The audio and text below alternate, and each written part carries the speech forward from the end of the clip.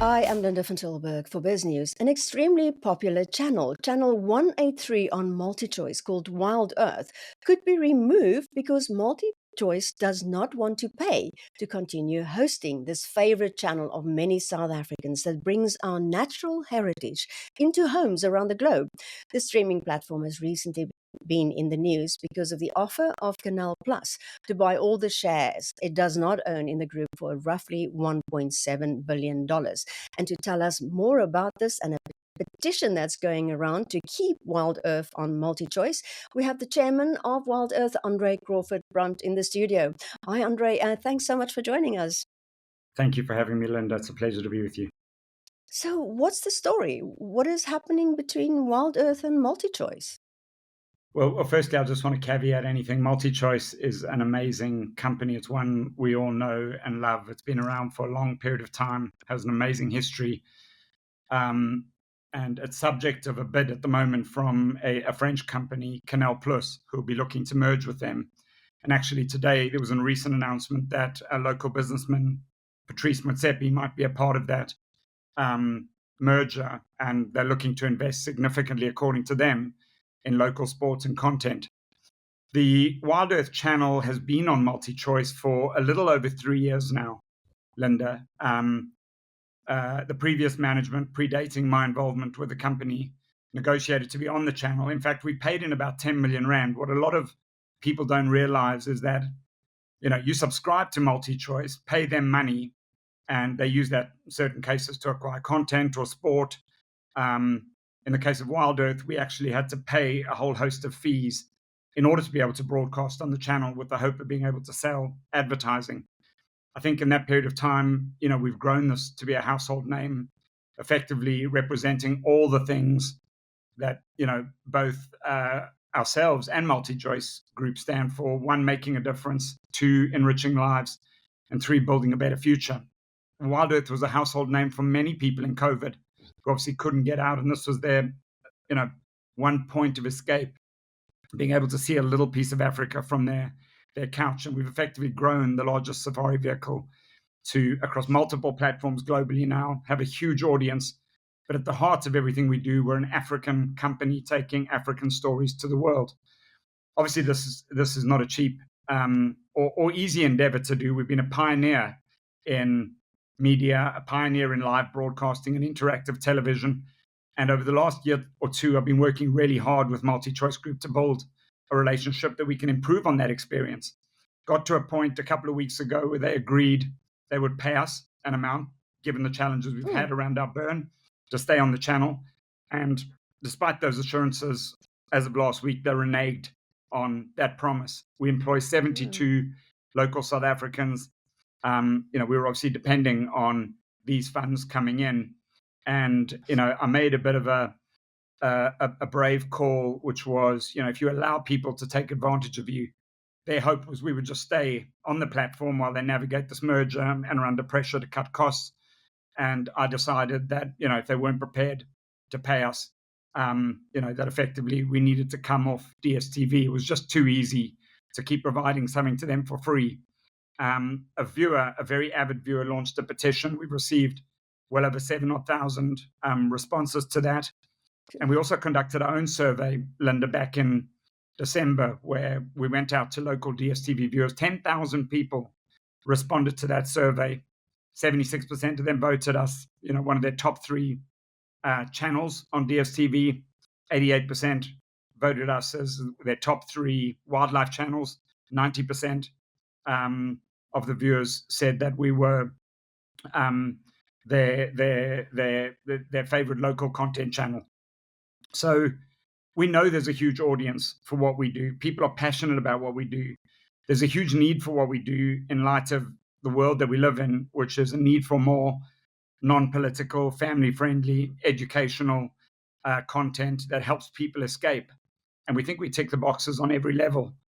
From someone who's worked and grown up in a big corporate, I understand the politics, but frankly, the call I had with the senior executive from MultiChoice yesterday, you do the right thing regardless of the cost. You're subject to a merger now, or someone is looking to acquire your company. You're putting out statements like, we support local content. this merger is going to help us do more of it. Yet WildEarth, who's the producer of more local content than any other platform, we produce 10 and a half or 11 hours of live content every day, as a local South African company employing local South African people, taking these stories to the world, encouraging tourism, can be binned by a big corporate because someone sitting in an ivory tower or sitting in an office in London can make a decision that this doesn't fit the short-term goals and needs of a big corporate. And frankly, the launch of this petition is really to draw attention to that. If you say you're going to do something, you're a big corporate, you have a responsibility. Turning around, having told us you would pay for us, then not doing that, is in my in my view not only disingenuous, it's dishonest. Representing to viewers you invest in local content, you're looking to invest more, and exactly the same day you've just delivered that message to us, I feel is also particularly wrong. So away from launching the petition, which this viewer did, which we'd love as many people to support as possible, and I'll share the link with you if you wouldn't mind sharing that. Yep. We also launched a fundraise, and we know people are passionate about the product. As you said at the outset, we've raised about $250,000 in a little over 72 hours, from amounts from 10 Rand up to over R1 million to keep the channel going. So look, we find ourselves at a predicament. Obviously, it would have been our preference to stay on MultiChoice. What we do, we think ticks the box, and big business supporting, people who are really doing good, not hiding behind the facade of a big corporate structure, I think is something that needs to be shone, a brighter light be shone on it. So let me just get this clear. So they don't want to pay for WildEarth, but they are paying for National Geographic, Wild and Discovery, and other overseas channels. Which that's actually a great point. African content comes from Africa. Surprisingly, DStv and MultiChoice's viewers are also, they're African. So what happens in the wildlife space is African content gets produced here for $1. It gets sold at $1.20 to the likes of some of the players that you mentioned. MultiChoice then acquires it back in dollars from these big players. And that doesn't make any sense. You talk about supporting local content, creative talent, local companies. WildEarth epitomizes that. Our cost of doing this is much lower than anyone. And don't believe us. Just look at the petition, look at the viewers, look at the surveys we've done. They reference something called TAMS, which is the audience measurement system, which is as archaic as the dinosaur age, where there are a number of set-top boxes that exist in a certain number of homes. And obviously, being a niche channel, they try and extrapolate that data from, I think it's 1,000 or 1,400 homes. They watch the viewing habits of people and then extrapolate what the audience is for advertising purposes. This is so backward when you consider that 20% of the day is load shedding.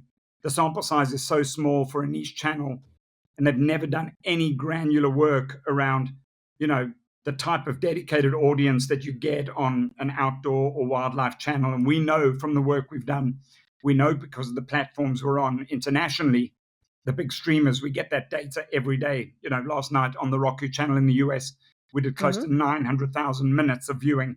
And I know that 76,000 people watched our content. So yeah, African stories, African content comes from Africa. You would hope and think that big corporates would be supporting those people who develop that content and ultimately be looking to pay them as opposed to the Disneys and others. So is MultiChoice telling you that it doesn't have enough viewers? Or what is their reason for not paying for it? MultiChoice is telling us they don't have the resources. But in short, if I read between the lines, they've got away with paying us nothing for 3 odd years. After applying a huge amount of pressure, they then agreed to come through with a notional amount. And I'll be embarrassed to tell you the amount. Well, we'll tell you the amount. The amount is 6 million Rand for a year. So R500,000 a month, which if you extrapolate just across the 10,000 viewers that filled out the survey, ranking us as either, the top, quartile or decile in terms of being their favorite, they're making between 5 and 10 million Rand. Now, admittedly, those viewers watch a wide array of content. Most people watch sport on MultiChoice. That's why you have it. The internet is disintermediating a lot of that. There are 120 million channels on YouTube. So MultiChoice have their own problems to navigate. But this is a 50 billion rand giant. They are the true Goliath in the space. We're a little David of 72 people, who feel very passionately. And I think the one thing they've miscalculated here is people who love nature, people who love wildlife, are normally people who are pretty strong around their views around the environment, doing the right thing, and hence, the 7,500 petition responses that we've had, and we easily think that'll grow to be towards 10 to 20,000 in a reasonably short period of time, particularly as this gets more airtime and people start to understand what's actually happening beneath the hood. They hope we're just going to go away. I've told them we're going to take it off DStv because we can't afford to be on DStv and not get rewarded in some way. And ultimately, we need to run and invest in our company and make sure that the people who rely on us are able to enjoy, what we continue to do. And those people who are paying subscribers to MultiChoice obviously feel particularly aggrieved that, they're not going to, there's potential that they lose out. And, that'll obviously lead to more attrition of viewers, whether they care or not. Is you would hope they would care, but they're in the middle of a merger. And it feels like consummating that merger feels like a bigger priority at the minute than, and paying lip service to comments like we support local sport and local content. And frankly, I think that's unacceptable. So if MultiChoice doesn't change their position, will you have to pull it off DStv? Yeah, we Off will come off MultiChoice? DStv at the end of April. End of April, is that the date? Correct. Sure. So, Andre, we know of your other business interests. Why did you become involved with WildEarth? It's a long story, Linda, and I often ask myself why. One, I'm a deeply passionate South African. I love this country. I think the more I got involved in seeing, WildEarth is a pioneer in what they've done, live interactive broadcasts. And when you think about it, effectively what we're doing every day is from remote places, using technology intelligently. We are surrounded by dangerous animals. We are continuing to take these amazing stories around people and animals to the world. So there is a deep-rooted cause. 4 people have left us in their wills globally. So we know what we do is valuable. If you just go to our website, there's a section with testimonials, which talks to people who have found so much healing in what we do, being able to be present in nature. And I feel very strongly that the world needs more of this, not less. So in my own small way, and I do none of the work, I'm not involved in any of the creative part.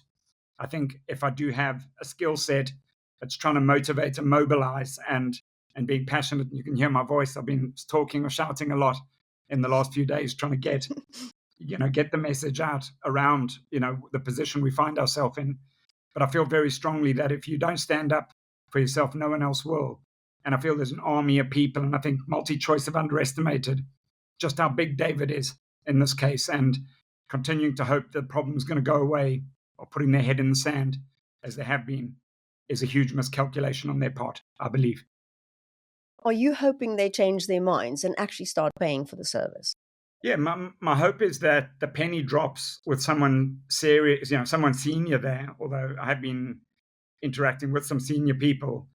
It is inconceivable in my view that they could or should let this channel die, because it's negligent. It shows they don't understand their audience. They might just hope that, we're a big company, we're a 50 billion rand company.